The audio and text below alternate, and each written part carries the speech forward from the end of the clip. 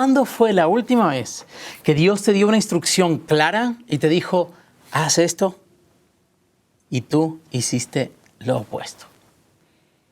Esa es la pregunta del día de hoy. Ese es el tema que estamos analizando esta semana cuando hablamos del libro de Jonás. Porque es exactamente lo que Jonás hizo. Y es una pregunta difícil porque implica reconocer que muchas veces nosotros sabemos cuál es la voluntad de Dios. Porque Dios nos los dice, nos los hace saber, nos los muestra o lo hace evidente. O usa a algún miembro de nuestra familia para decirnos cuál es la voluntad del Señor. Usa su palabra para decirnos cuál es su voluntad. Y nosotros decimos, no, Señor, no te creo. O no, Señor, no quiero. O no, Señor, no voy a hacer lo que me estás pidiendo que haga.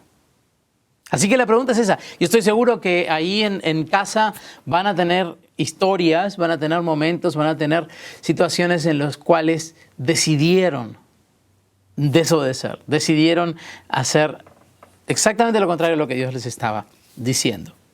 Yo pasé por esas situaciones. Y les cuento una vez en la que Dios estaba diciendo claramente, Augusto, tienes que frenar, tienes que parar. Me lo estaba diciendo a través de mis pastores, a través de mis líderes, a través de mis maestros del seminario. Y yo tenía la idea de, no, yo tengo que seguir, yo tengo que apretar más fuerte el acelerador, tengo que apretar los dientes, tengo que seguir para adelante y tengo que hacer lo que yo quiero hacer, porque la idea del Señor a mí no me gustaba. En mi caso no era ir a los ninivitas, en mi caso era bajar el ritmo. Y yo no quería, yo quería mantener el ritmo que yo me había puesto en mi mente y cumplir los planes que yo había trazado para mi ministerio y mi familia. Y en ese momento lastimé mucho a mi familia, porque decidí hacer exactamente lo opuesto a lo que el Señor me estaba diciendo, a través de los que estaban alrededor mío y a través incluso de las lágrimas de mi familia. Y yo decidí ignorarlo por completo. Así que historias como la mía seguro que cada uno de ustedes tiene. Y la idea es que puedan compartir en qué momentos actuaron de esa forma. Otra vez, como decíamos la semana pasada, algo para que lo piensen, lo compartan, no necesita ser muy largo, pero así como yo lo hice en un minuto lo puedes hacer y compartir con el resto de la familia. Incluso puede ser una excelente oportunidad para ahí en casa platicar de esas cosas. Y si estás en alguno de los grupos pequeños a través de Zoom, también esa va a ser la pregunta con la que vamos a iniciar la conversación. ¿Cuándo te comportaste como un Jonás? Porque en el domingo decíamos que Jonás fue un menso y yo hasta se lo decía en acento uruguayo y vos también y yo también. Y la verdad es que sí, la verdad es que así somos, ¿no? La siguiente pregunta que quiero que meditemos en ese tiempo de grupos pequeños o de tiempo familiar ahí es lo que Dios le dice a Jonás y que Jonás no entiende. ¿Se acuerdan que hablamos de una confesión, un arrepentimiento y una obediencia que Jonás no llegó a captar? Tuvo una confesión, tuvo una obediencia a regañadientes, tuvo un arrepentimiento falso.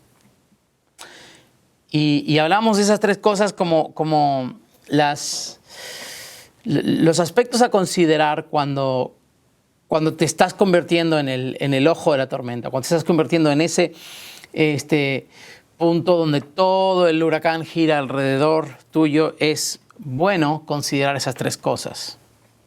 Pensar qué tengo que confesar, de qué me tengo que arrepentir y qué tengo que obedecer.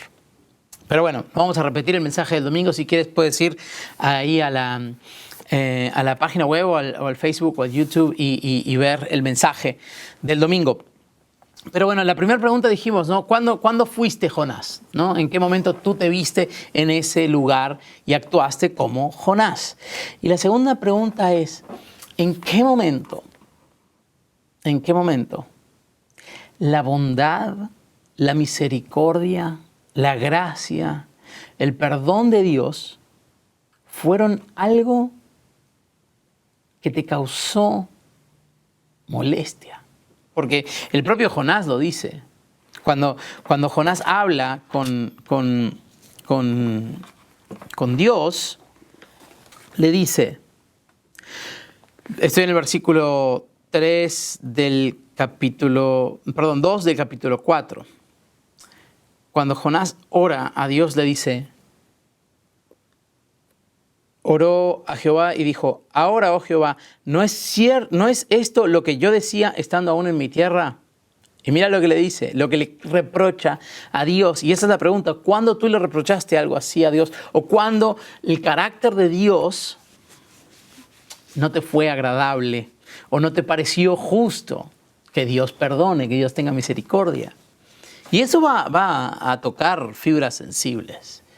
Porque quizás muchos de nosotros queremos agarrar y queremos sostener y queremos aferrarnos a ese dolor que otros nos causaron para tener esa herramienta de poder. Entonces ahora yo te puedo lastimar porque tú me lastimaste. O entonces yo ahora puedo mantener esta herida del pasado y puedo aferrarme a ella para que cada vez que algo me pase, volver a decir, sí, pero a mí me pasó esto. O es porque a mí me pasó esto. Mira lo que Jonás le dice al Señor, lo que le reprocha. Lo vimos el domingo, pero lo repito. ¿No es esto lo que yo te decía estando aún en mi tierra? Por eso me apresuré a huir a Tarsis. O sea, por esta razón me di la vuelta y me fui para el otro lado, Dios. Por esta razón no te obedecí. Mira lo que le dice. Porque sabía yo que tú eres un Dios clemente y piadoso, tardo en enojarte, de grande misericordia y que te arrepientes del mal. O sea, estas características tan hermosas de el Dios de Jonás son las que él usa para reprocharle y para justificar su desobediencia. Yo te desobedecí porque tú ibas a perdonar a esa manga o a esa bola de quién sabe qué, de los ninivitas.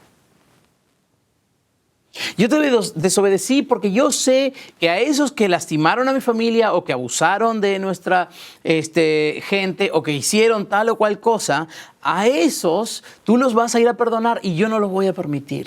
O sea, este conflicto no se puede resolver porque me resulta muy útil ser la víctima.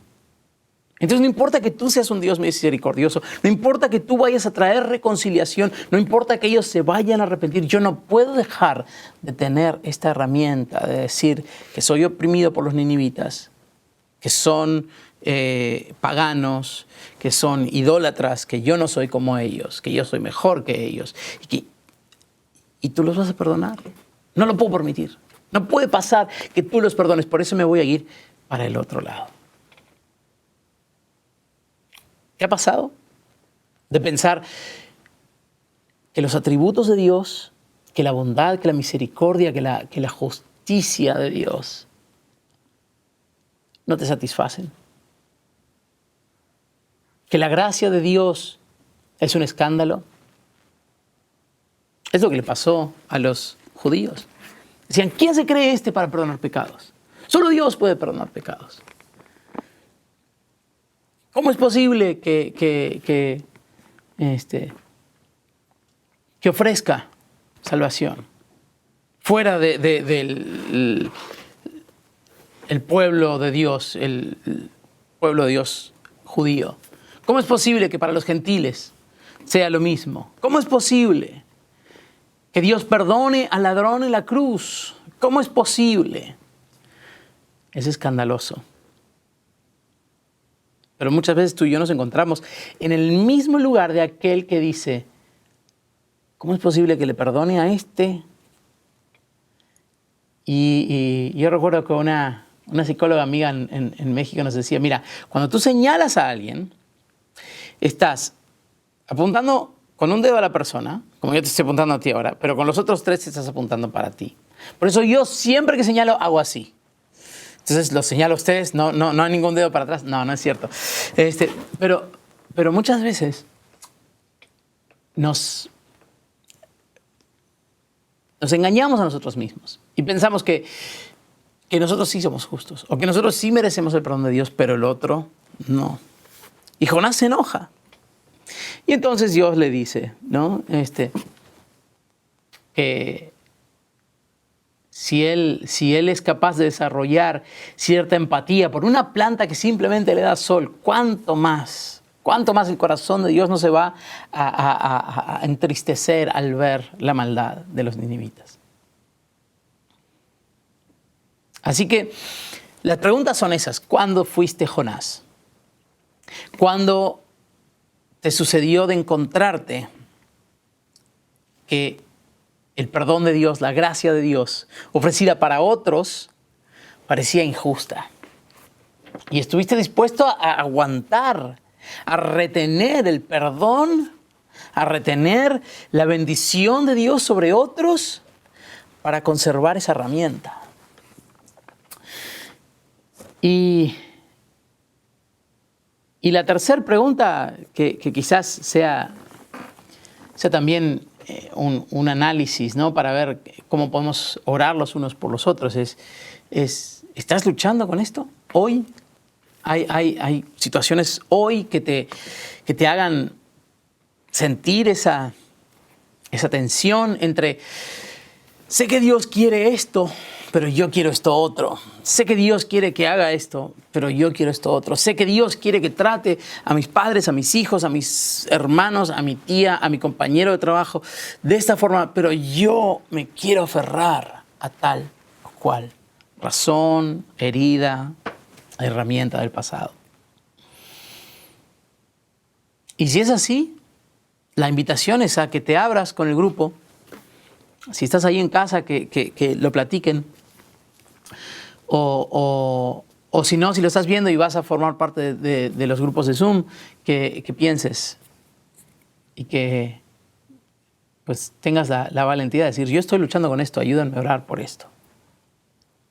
Porque cuando lo verbalizas, cuando lo externas, cuando pasa de tu subconsciente a una decisión intencional de asumir, de confesar con tu boca, de la misma manera que confesamos con nuestra boca que Jesús es el Señor, cuando nosotros asumimos y decimos y miramos a alguien a la cara y le decimos, ayúdame a orar por esto. Entonces la transformación empieza a suceder en nosotros. Cuando todas esas luchas se quedan adentro de nosotros, las llevamos solos. Pero cuando compartimos la carga, cuando abrimos las puertas de nuestro corazón para que otros entren y participen y lleven con nosotros esa carga.